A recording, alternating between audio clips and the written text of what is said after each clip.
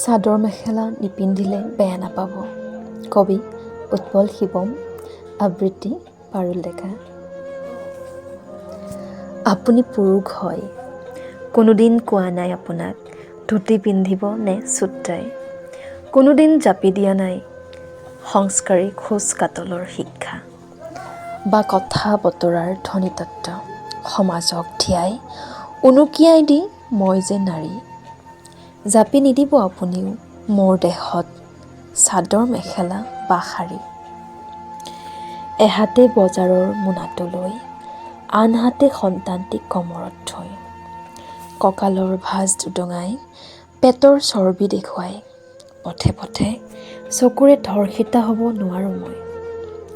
অথবা কম্পিউটাৰৰ কীবৰ্ডত দুই হাত বুলাই থাকোঁতে সহকৰ্মী পুৰুষৰ লোলোপ চকু উন্মুক্ত পিঠিত মোৰ বাৰে বাৰেকৈ থমকি ৰয়। কৰ্তব্য সামৰিম নে দেহটো আৱৰিম। বতাহেই উৰুৱাই নিয়া আঁচলৰ ফাঁকেদি নাভিৰ গভীৰতাত জুমি চাই কাষেদি যেতিয়া পুৰুষ নামৰ বাটৰুৱা পাৰ হৈ যায়। শাৰী মানেই যদি শালীনতা, চাদৰ মেখেলা মানেই যদি বদান্যতা, ক্ষমা কৰিব মোক, মই মানিব নোৱাৰিম তথাকথিত নিয়মবোৰ কেতিয়াবা। কুৰ্তি চুৰিদাৰ অথবা পটলুং বা আপনা টাইম আয়েগা হৰফেৰে লিখি থোৱা হলেও চোলাটো যি ইচ্ছা মই পিন্ধিম। দেহ ঢাক খোৱাটোৱেই মোৰ মতে শালীনতা। ব্যস্ত সময়ত ফুটপাথেদি খোজকাঢ়ি গ'লে বা বজাৰত শাক পাচলিৰ মোনা টানি ফুৰোঁতে মই চাদৰ মেখেলা বা তথাকথিত বিবাহিত মহিলাৰ লেবেল মৰা শাৰীখন কমৰত খোচা মাৰি নিপিন্ধোঁ।